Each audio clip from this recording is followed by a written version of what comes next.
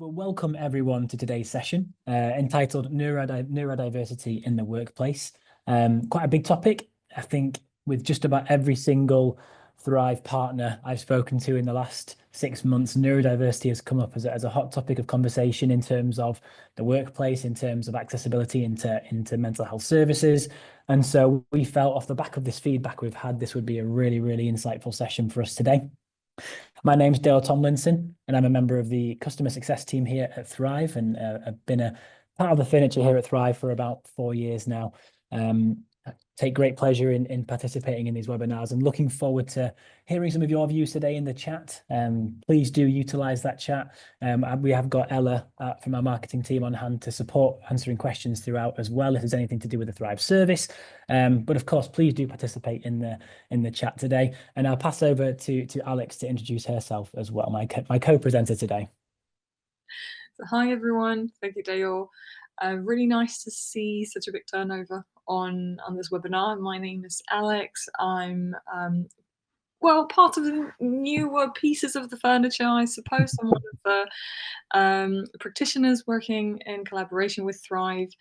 And I'm also someone who has been diagnosed with ADHD, as well as a business psychologist, and I've got extensive experience working within mental health with the neurodiverse individuals as well, both in the organizational setting as well as individual outside of the work environment.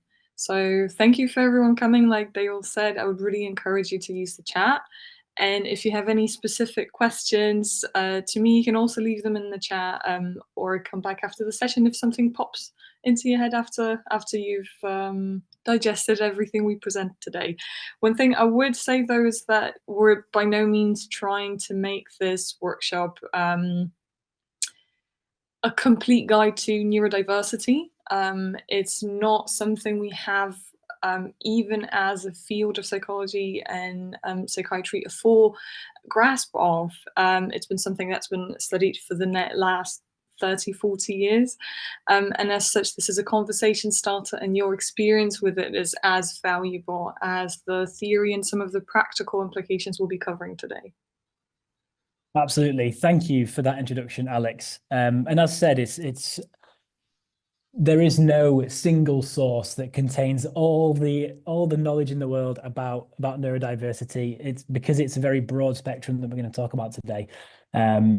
And I guess just to add a bit of my background, one of the reasons I was so passionate about this topic and keen to participate today is I have a sibling. My sister lives with autism, and growing up with her and seeing some of her challenges and the way that services were designed in the past. There's always been a source of frustration for me, and it's a topic I'm quite passionate about. And so you'll hear a bit about some of these experiences of Alex and within my family today as a part of the session.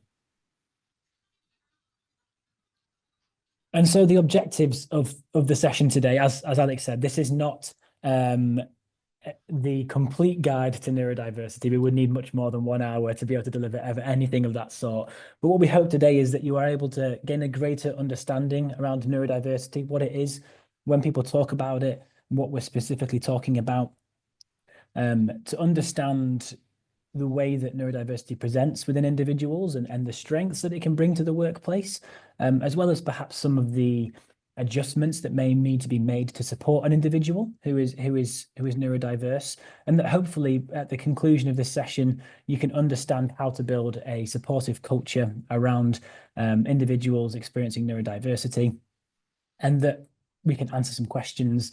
We can hopefully give you the opportunity to leave this session feeling more empowered to support colleagues, or feeling more empowered to seek further support yourself if you do fall into this category. Alex, I'll pass over to you. Yeah, thank you. So where I'd want to start today is for all of us to have a shared understanding of what do we refer to and what do we mean when we say neurodiversity, and where is this coming from? Because we see a rise of the subject now, but it's not actually such a new topic.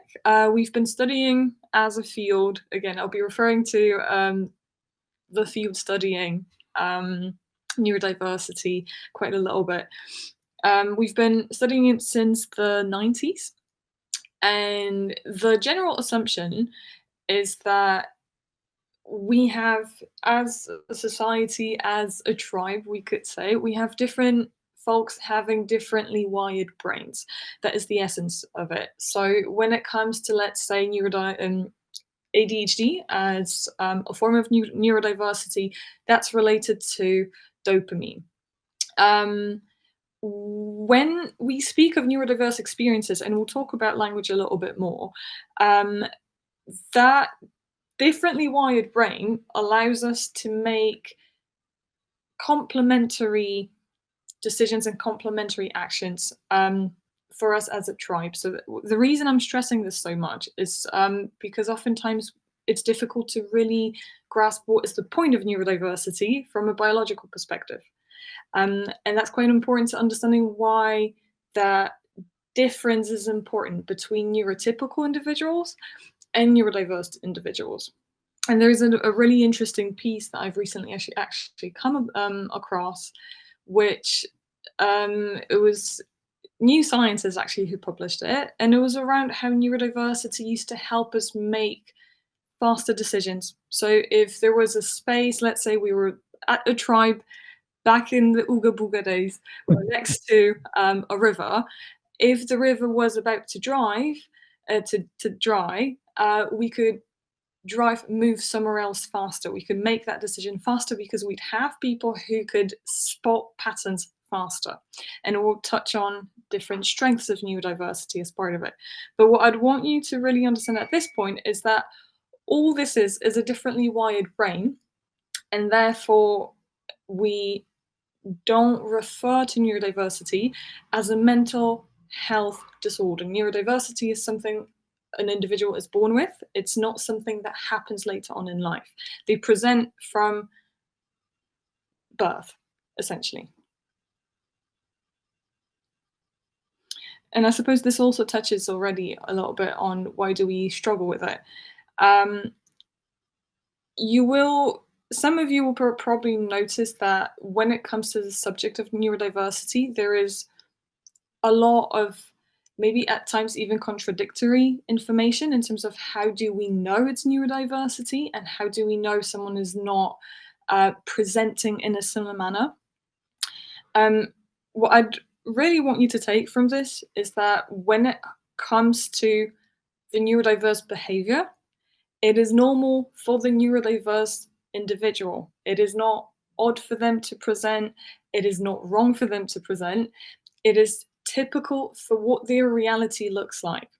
And we will touch on something called stims as well, which is a protective mechanism. So you will see neurodiverse individuals do things that maybe in a certain social context that we're used to is a bit different to what you expect. And that element of expectations and that element of expecting a behavior is usually what brings the struggle on. We don't always know how someone might act, and that's difficult depending on what social context we're in.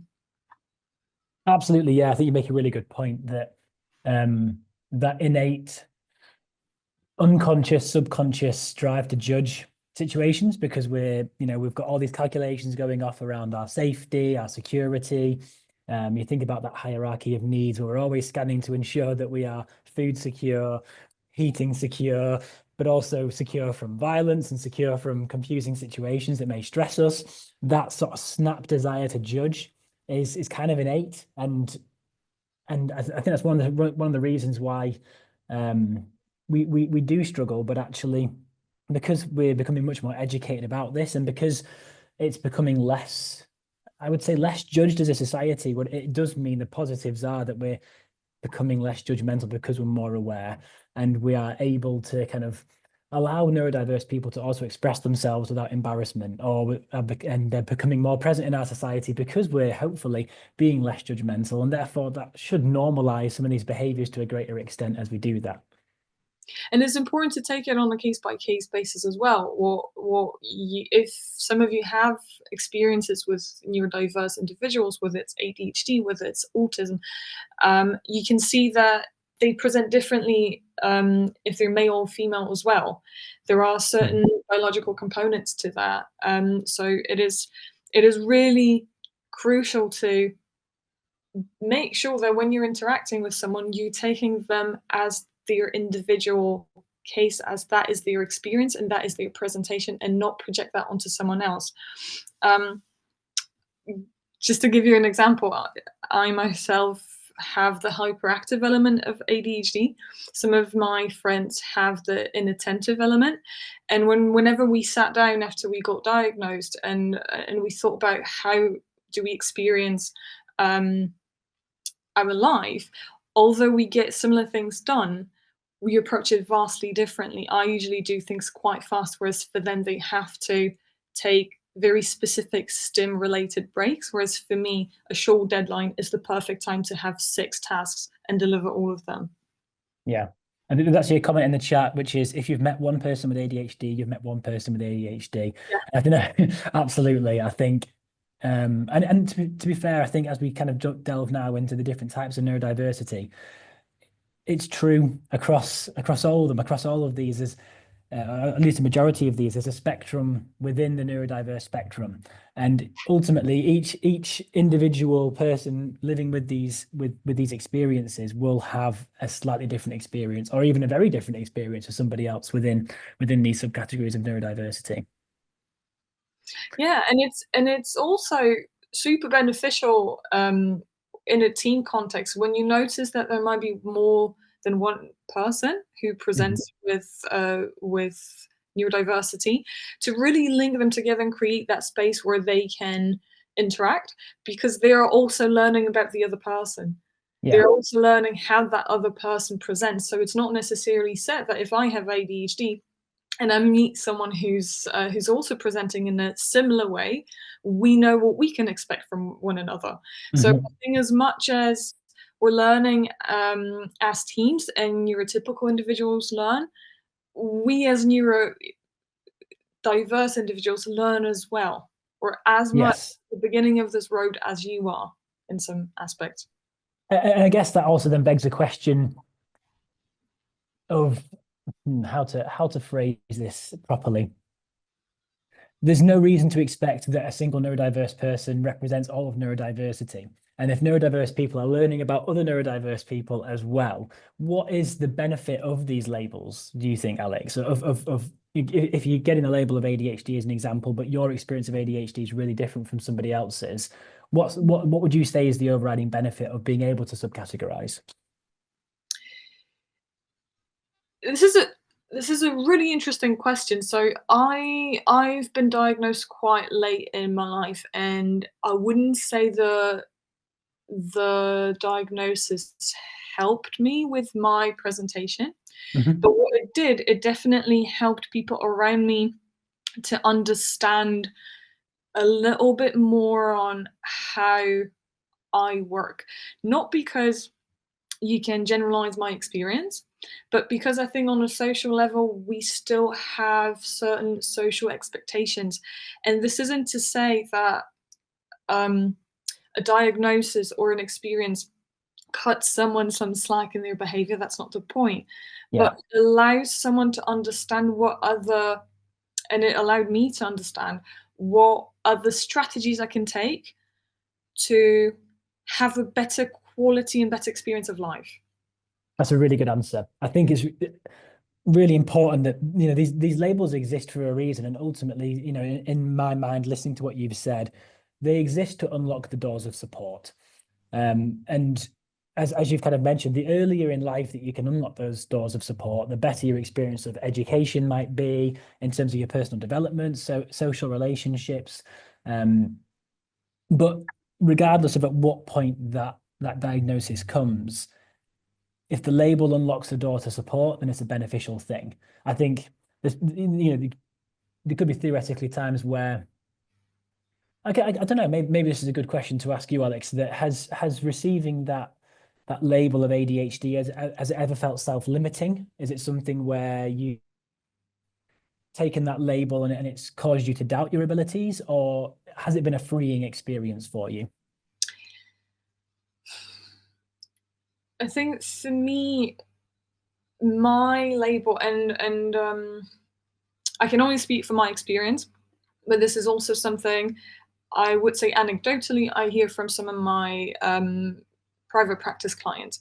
Mhm. My label, my diagnosis helps someone who doesn't have it comprehend me. It doesn't change or doesn't make my experience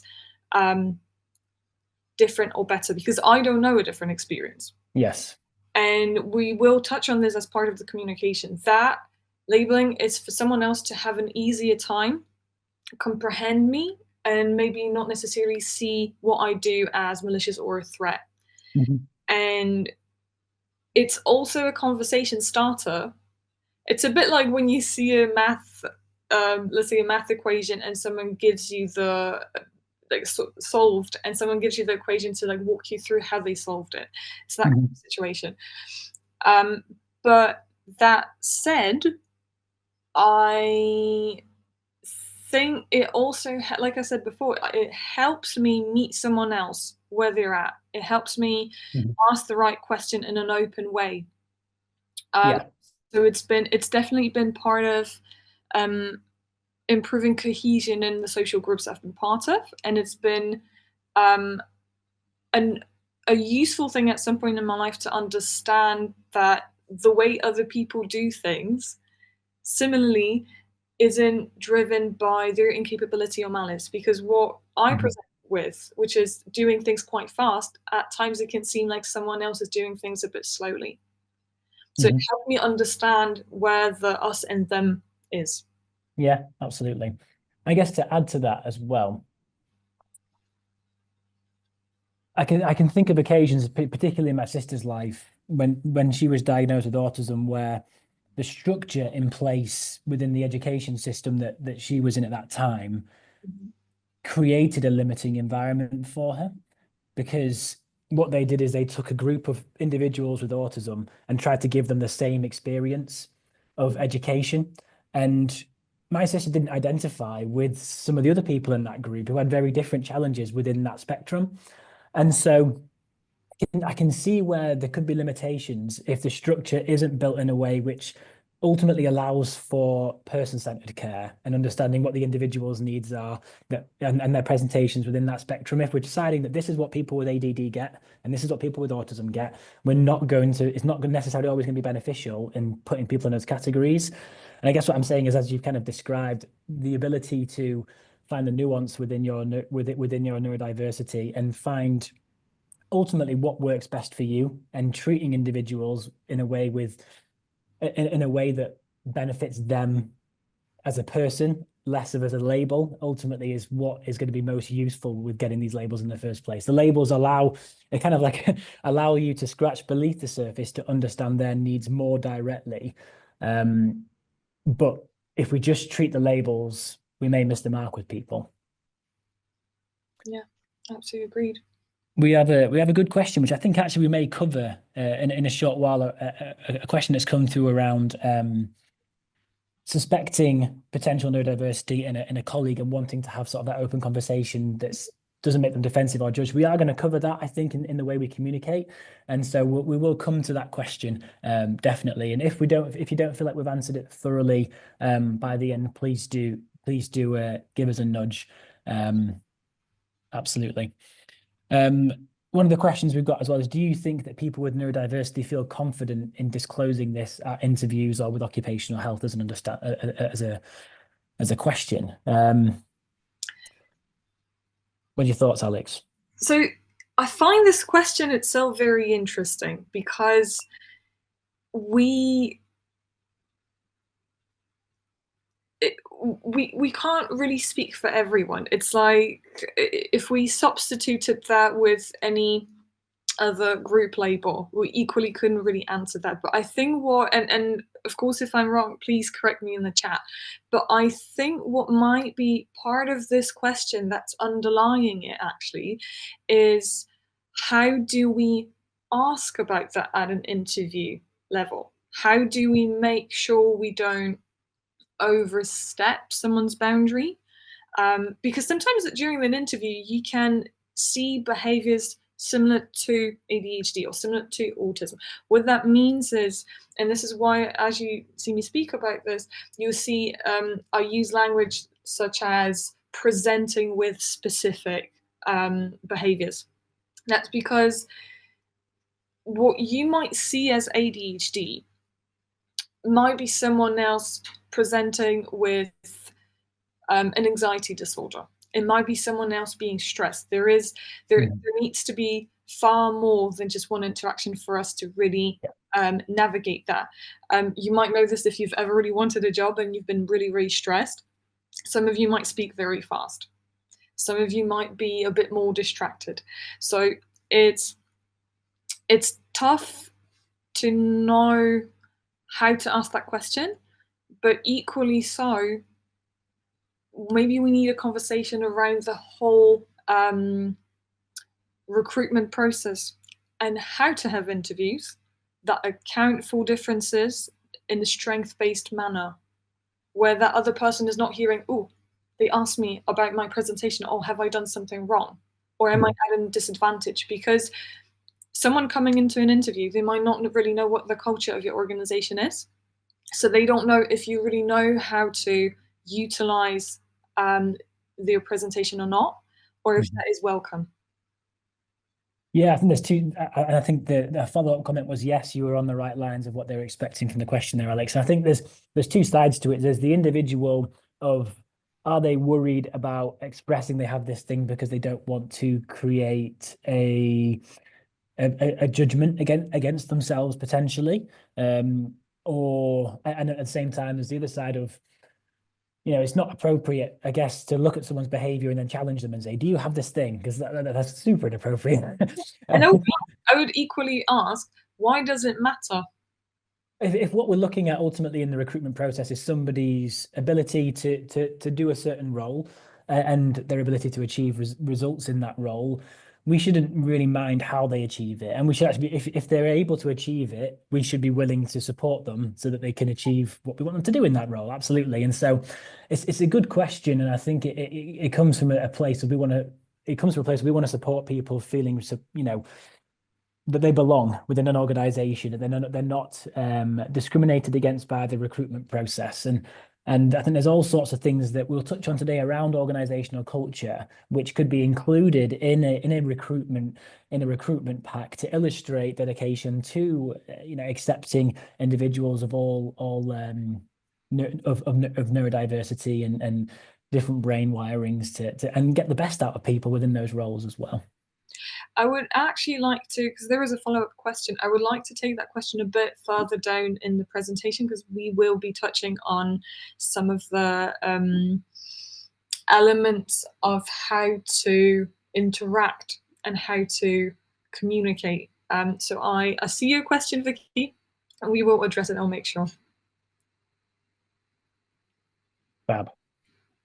I think we've kind of covered this already, to be honest. Yeah, I think there's more detail here, but ultimately, within conditions and within these experiences, there are huge degrees of experience and different levels of presentation and severity. And I think we wouldn't have enough time to go through every single one that we know about.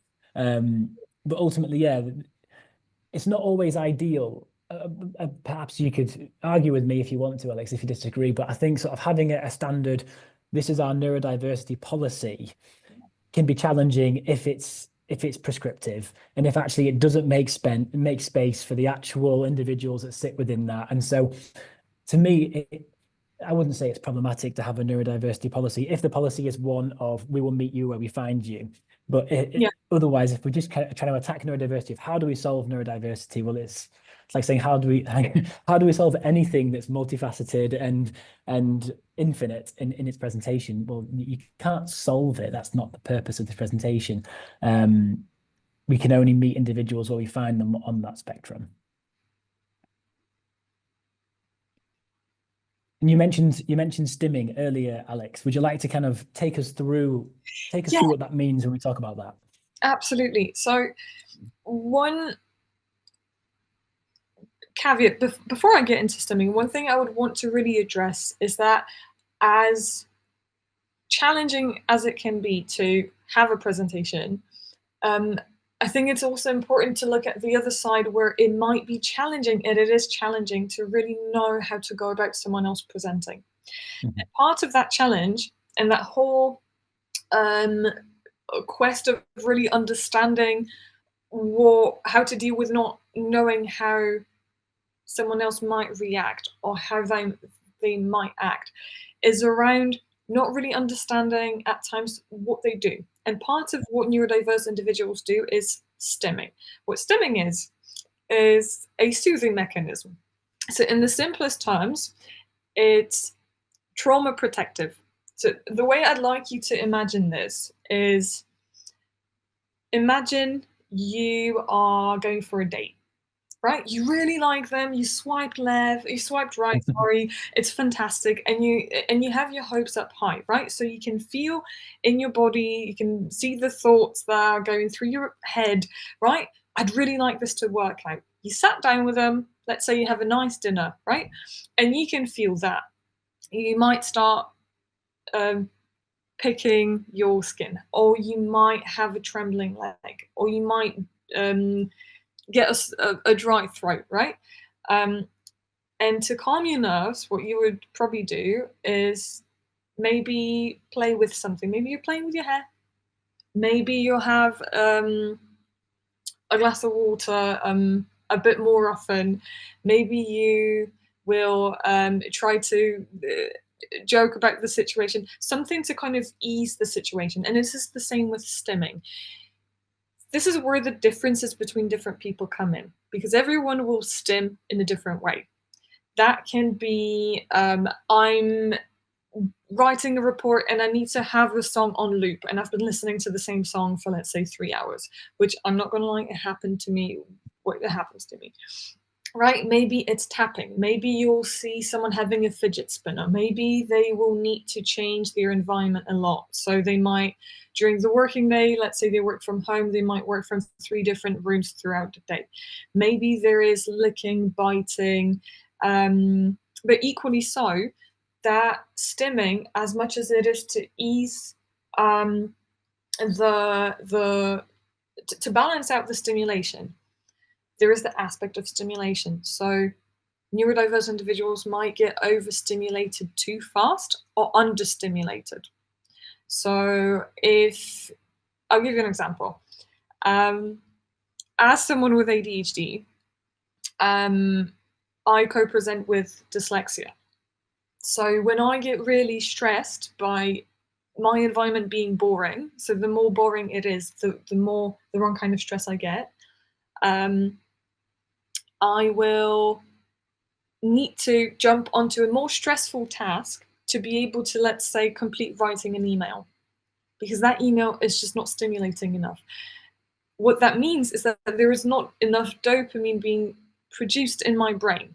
So we can look at this from a neurological perspective as well. We can see that dopamine is not there to make me complete the task. So I need to do something else to be able to complete it.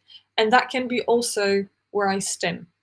So I might start, let's say, biting my nails, or I might start biting my lip, or I might need to take breaks to color code to be able to make enough dopamine to complete the task, because something not being stimulating enough is stressful. The same way, if I'm very photosensitive or I'm sound sensitive, again, that might be stressful, or although it's stimulating, and therefore I might need a quieter space. So you can also think about this as a sinusoid, and you just go up and down faster than someone who's neurotypical. But I'd be keen to hear, actually, Dale, what is your experience with your sister? Because she presents with autism, which is slightly different to presentation. Absolutely, yeah. She doesn't have those kinds of stims. She's very much into the specialized interests category of self-soothing. And I have asked permission from her to be able to talk about her condition today. I'm not just not just going to out her, but she has, especially when it comes to coding and sorting, she's very interested in soap operas, loves EastEnders, Emmerdale, the lot, and has notebooks kind of tracking what's happened. And that for her is almost a stress management tool of that those specialized interests. She also is really into football, and again does similar things where it's not necessarily a hobby for her. It feels like a duty that she has to do. Whereas in some cases, you know, yeah, as a younger person and even as a slightly older person, I still love my Pokemon cards and collectibles and things like that. And I do that because it's a fun hobby. And I do that with my children, and we enjoy that together. That for me is not a stress management tool. That is purely a fun a thing I do for fun.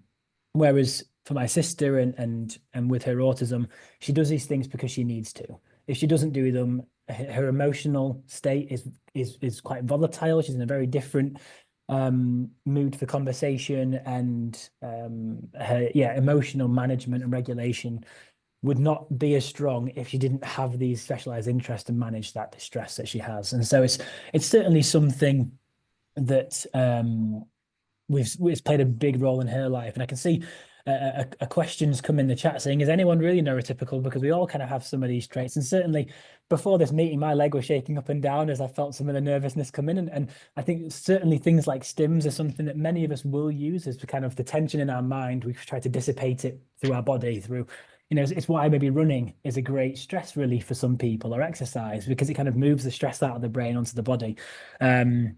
So there's certain traits of neurodiversity that all of us will exhibit in one way or another. But in particular, with the conditions we're talking about of ADHD, autism, it's where we're seeing a broader collection of these traits presenting and potentially causing distress or potentially affecting ability to function within the world around them. I think is where these labels are useful, and where these neurodiverse conditions would it's where it's more useful than saying I stim and therefore I'm neurodiverse. That's probably not true. It might just be that you have a coping mechanism for stress. However, there's particular stims that we can observe within neurodiverse individuals that would be an indicator alongside these other symptoms and behaviors, which would help us kind of narrow it down to a particular group of these conditions that we're talking about. One way I used to explain this to some of my friends and family is that my stim allows me to unlock my potential. Mm-hmm. So if you give me a silent environment, if you allow me to be in like a really low light room, earplugs in, I can do what, let's say, my mum or my partner can do in 8 hours, I can do it in 3. Mm-hmm. There is also a difference between how much, and for some people that might be a useful way to assess this. There is a difference to how much you can do when you stim. Absolutely, but I think as well, it's also important to recognize that for some people, I see a lot on LinkedIn, for example, of my neurodiversity is my superpower, and I think for a lot of people that can be true. And then you just kind of give an example for yourself, Alex, where this trait that you have and using stims as a part of that helps you be really productive at times and be able to really do things quickly and effectively. And whereas I look at my sister with autism, and for her, the stim can sometimes also be a cause of distress if she can't get to it. And it can get in the way of her completing tasks. For example, one of the things she loves to do is go to the gym. She's really, really into her fitness. It's something that she's quite obsessive about, if anything. And sometimes if she's stressed and she has to go through this process to manage the stress, she doesn't get to the gym in time. And that causes her distress, especially as a creature of routine that she is. And so there's both sides of the equation where the stim can help an individual and can help us manage that stress and be extra efficient and unlock some the positive side of these conditions, but also there's times when it can cause distress and dysfunction and stop that individual reaching what they want to reach because they're wired in this certain way. And that's also partly the way the world is built, that we're not all necessarily built for individuals with autism. The world isn't designed in that way, and so they've kind of got to live with managing this condition in a world which isn't designed for it. I'm conscious of time. We did have a video, but we're going to share it in the slides because we're having so much great conversation and brilliant insights in the chat that we've still got some bits to get through. Alex, would you like to talk us through some of the areas where we may notice some of these traits? Yeah, I think what I would really encourage you to take from this slide and the previous slide, that the essence of that conversation, that what Dale said, that not being able to fulfill, let's say, to be able to access a STEM, or complete a STEM, for whatever reason, whether that's social judgment or lack of accessibility, will take that individual further away from being able to handle a situation. Yeah. And as such, when it comes to noticing neurodiversity, I know we can be quite quick and pressed to see the downsides of neurodiversity. Oh, someone's not listening. Oh, they interrupt me a lot. Oh, they can't sit still. But I'd really encourage you to look for the strengths. So if someone can communicate really, really fast, there is time and place for that to be super useful. If someone can notice patterns faster and accurately and faster than others, that is a superpower to have as well. If they're poor at time management, what kind of conditions are they good at time management in? So an example for myself, there is no better time to write a dissertation than the day before the submission day, obviously. If you if you notice someone is struggling with social interactions, where do they thrive and how do they thrive? Because all of these areas are areas where you can see neurodiversity, because that's the moment when you're interacting with it. If you see someone being overstimulated because of the environment, how would that environment need to look like for them to be okay? And also, how would that how would it benefit your team? Perhaps not being in an environment that has the top light on all the time is actually quite beneficial for the sleep pattern for your team. So I think something that I haven't heard being talked about quite a lot when it comes to noticing neurodiversity is how making that environment more accessible to neurodiverse teams is affecting neurotypical teams. Because usually these are the changes that will positively impact everyone else. Yeah, it's like we're experiencing the same challenge, however, it's a lesser degree. And so someone who's neurotypical might not speak up about the lights, even though actually it's causing them some eye strain, or they might not speak up about the temperature, or they might not speak up about the volume. But actually it is affecting them. It's just a lesser degree, and we kind of have this equation in our minds, especially as British people, where we don't believe in complaining to people very well, where actually we live, I guess the discomfort we choose to live in could more negatively affect a neurodiverse person. And if we make the adjustments for that individual, it will benefit the tribe, if you will, as well. Yeah, I will put it in quite a perhaps direct and crude way, but for some neurodiverse individuals, they are not able to tolerate what other people can settle for. Yeah, absolutely. Yeah. I totally, yeah, I've grown up alongside that. Absolutely.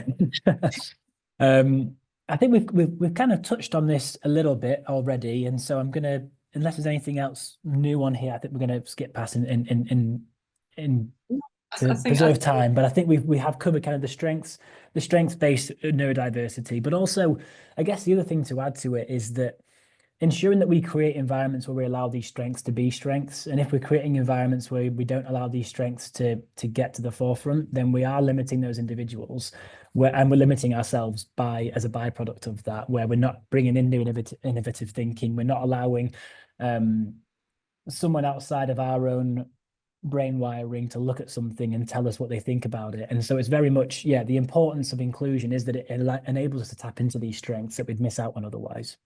And also, something I would want to add, looking at the world we'll be living in moving forwards, and we already are, that we live in a world where technology plays a more and more and more central role in our life, which affects our dopamine production.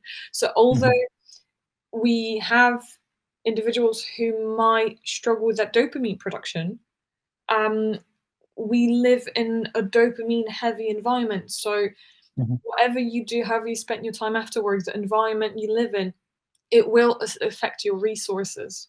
It's not to say that that introduces the option of being neurodiverse, but that we might have more similar needs moving forward. And Absolutely. this isn't a space to invite anyone to weaponize someone's strengths, but it is a space to think about how all of you are benefiting from these adjustments. So on the screen now, we've got some examples of some of those strengths and challenges. And I guess within the context of the workplace, the ideal is if we can create environments and we can create an openness and communication and person-centered approach, we can tap into these great strengths. And then we can help individuals who are neurodiverse have even more prominence within the workplace.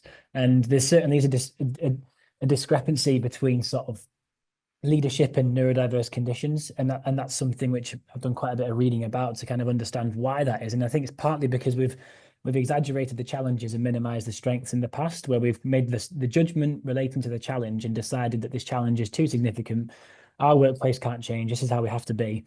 And actually, we've missed out on these strengths as a result. And it's one of the reasons why we don't necessarily always see, at least historically, presentations of neurodiversity in leadership roles. And actually what we're seeing now, I see it on LinkedIn all the time, it's a CEO who's been diagnosed with ADHD as an example, and speaking more openly about how they feel that's accelerated their career and helped them to work more efficiently and effectively. And that in turn, hearing those stories, seeing those case studies of great examples of people not just coping in the workplace but thriving in the workplace will help people and help organizations see past those challenges.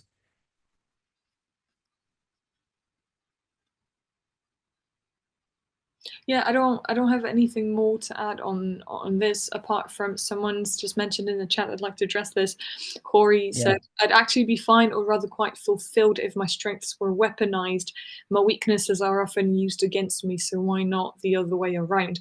And I would maybe turn that into a question of what would happen if neither was the case and there was agency and trust given instead of weaponizing anything. Absolutely. What would that change? What would that give, and what would that take away? And I think it kind of leads into this next part where for a combination of reasons, either be it judgment or be it laziness, perhaps there's often the time where neurotypical individuals, for whatever reason, don't take the time to understand or communicate well with individuals experiencing neurodiversity. And is that something you've experienced, Alex? Would you say that? I know you mentioned earlier that receiving the label enable people around you to kind of have a better experience with you, if that makes sense. If that's how I understood it correctly. Yeah, yes, you have understood it correctly. What I've experienced previously is it's two things. It's that usually individuals who would I don't want to say accused, I'm going to say propose that I'm lazy, being able to do things fast, but I'm lazy, would be the same individuals who had a tendency to over-explain or expect me to do things a certain way. So they either didn't feel a sense of being heard in how to communicate, or they would have an idea of how things should be done, which means there is no space held for doing things a different way. So that is always there. And I think that's something we experience regardless of presenting with neurodiversity or not. Definitely the aspect of subtle cues is something difficult. I do prefer, and I see it in my clients, I do prefer that straightforward communication. But yeah, again, I wouldn't say that is a challenge typical and exclusive to neurodiverse individuals, because I think we're moving into a space, especially having so much access to each other via technology, social media, so on, where we notice that people who might not necessarily be neurodiverse struggle to understand other people communicating in a specific way. Yeah. So, although I would say it's something to look out for, that people might not necessarily always get your sarcasm or might not get a metaphor. That's absolutely there. It is also something that they can point for you in you. So they can say, hey, I didn't fully get it. It invites you to think, did I actually fully understand that? Can I learn something from that? I think as well, it's you mentioned sarcasm. That's something my sister just chronically just doesn't get. And yet most things I say are sarcastic, apart from in this presentation. That tends to be my go-to. And so there's certainly, I then have to explain that I was being sarcastic and what that means. And it can sometimes freeze her out of family conversations where we're all kind of having a sarcastic joke about something together. And so it's certainly something to consider is how we communicate. But also, it all goes down, and something we've done at Thrive here in the past is on our Slack channels where we have our internal comms, we kind of have a working with me section where actually, someone could express, don't over explain to me, break it down into simple bite-sized chunks. And we've kind of got the ability through technology and through hopefully more open workplaces to be able to express, if you're gonna dump a 14-page report on me and expect me to be able to absorb it, don't do that. Give me summary points. And even things like, hopefully with the rise of sort of summary technology within AI, for example, it can make these conversations even easier, where if someone struggles to actually communicate themselves in a way which would help a neurodiverse person because they are wired to communicate in a certain way. I'm very wordy and I speak quite fast and I'm conscious of that.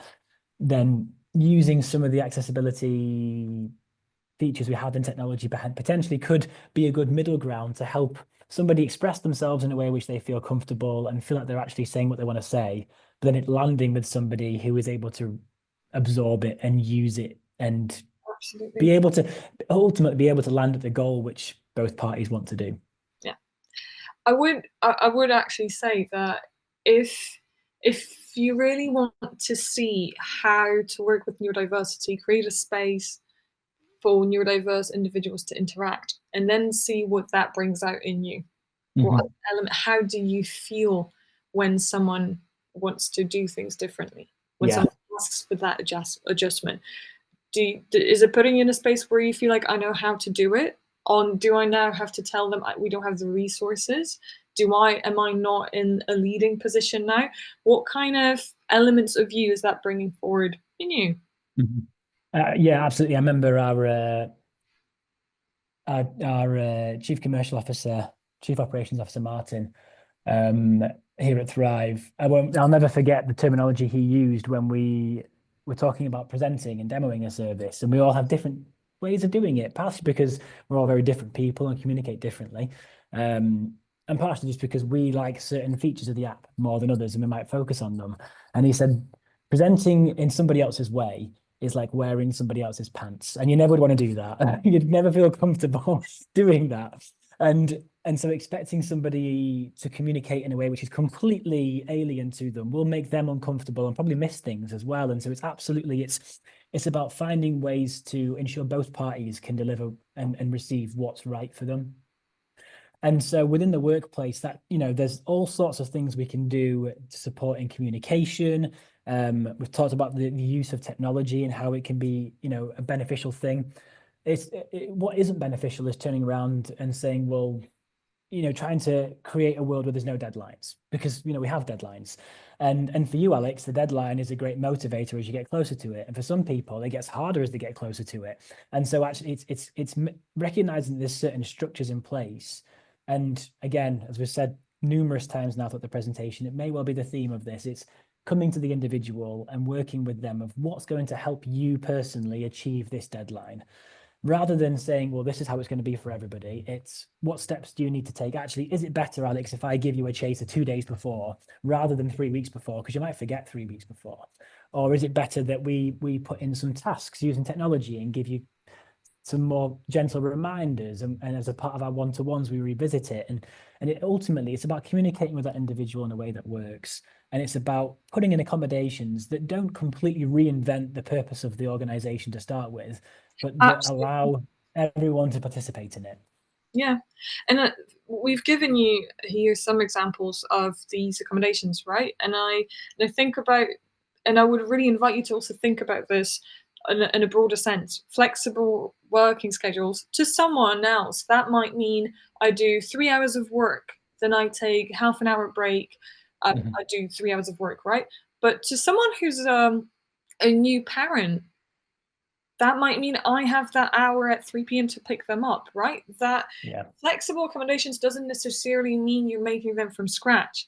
It yeah, might mean what does that person need, and how can we craft that from what we have?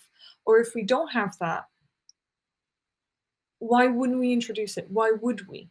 How is yeah. it affecting us? Do we have that trust? Because a lot of the time, I think, especially with the rise of the ADHD and the neurodiverse conversation, there is a lot about trust.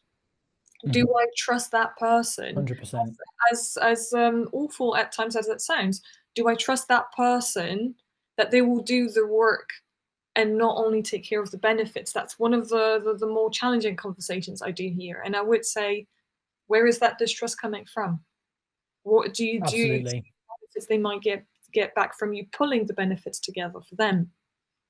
Absolutely, yeah. Think of the trust that they'll have in their workplace if their workplace is going to hear them and come to them, and absolutely, there's a two-way street in the being able to communicate in an environment of trust. Look, this is how I work well, Yeah. and these are some of the cues or triggers that I might have. These are some of the stims that I might have, and if we can work together, I think I can be really, really successful in this role. And actually, I think it's very rare where you'll find a circumstance where there is a wholesale significant change that needs to be made for an individual in the workplace.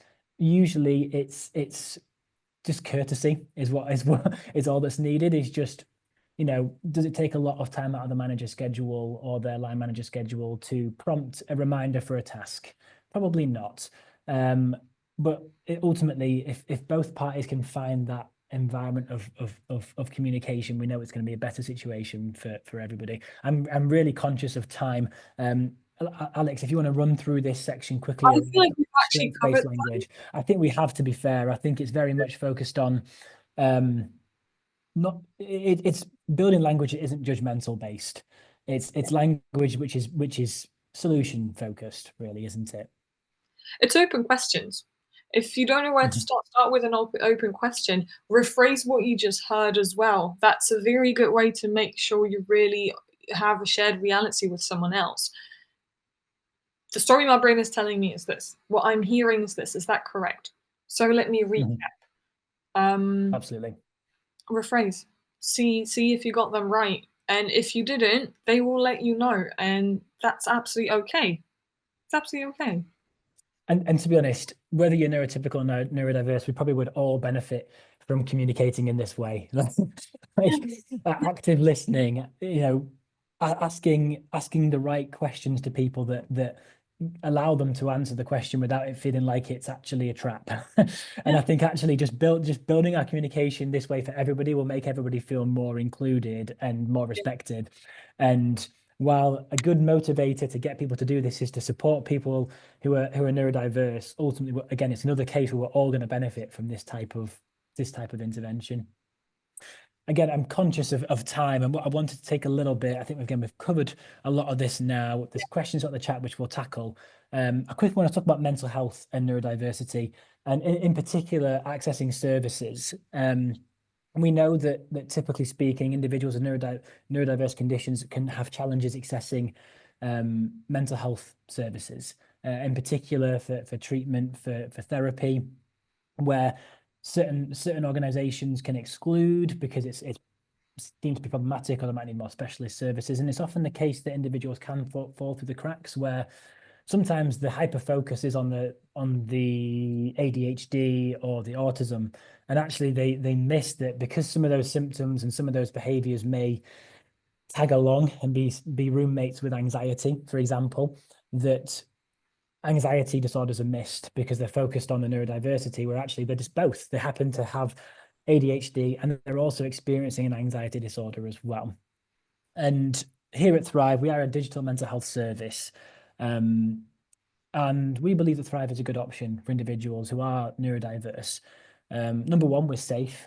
We follow the guidance of the NHS when it comes to the resources we have, the security we have within our software, within our digital mental health solution. We're tested, audited, and we ensure that we're compliant with clinical and data regulation. But also we're structured in a way which we feel allows individuals who are neurodiverse to be able to find the right solutions easily. We have very structured programs through the Thrive service. It's not a kid in a candy store scenario where you walk into a piece of software, there's 500 different sessions to use and you've got no idea where to start. We clearly communicate. It's focused on solutions, as we've talked about. Our interactions should be solution focused and non-judgmental.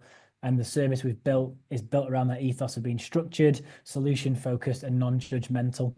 That it's predictable, that there's goals that are set, there's hand holding through the process, and we communicate well so that individuals know exactly where they are, know exactly what the next steps are. And we've designed our service in a way that it isn't overstimulating, as Alex has talked about today. It's, we're not chucking in loads of mascots in there and loads of mini games that can distract from the overall purpose of what we do here at Thrive, which is to treat anxiety, depression, and stress related issues. And so we've built this service with all people in mind, neurotypical and neurodiverse, so they can get the support that they need without the overstimulation. We don't want individuals in our software for an hour at a time. We don't want to distract them with fancy visuals and games. What we want is individuals to work through the resources that are going to be helpful to them. We have bite-sized CBT, shorter sessions designed to aid individuals who perhaps attention span sitting at a screen may be difficult. We have web options as well as info options. So if TikTok's a problem for you or notification distraction is a problem for you, then you can use our web-based services instead, where you've got less chance of the distraction and the overstimulation. And ultimately, everyone who uses Thrive has their user needs focused on. The goals and sessions we set within the software are based on your needs, are based on your symptoms. We don't exclude individuals from using our services because they're neurodiverse. And ultimately, the more you use the app, the more you tell it what works for you, the more we'll suggest sessions that are going to work for you in line with your condition, if it's anxiety, depression, or stress-related issues, and in line with your personal preferences and needs as well.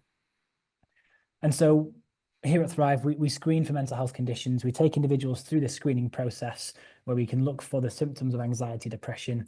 We can proactively outreach for those who do have access to our therapy service to, again, take some of the stress out of that process, everything in one place, streamlined, clear next steps, clear communication that's non-judgmental, so that we can help individuals who typically do fall between the cracks of services. And my sister was a great example of that.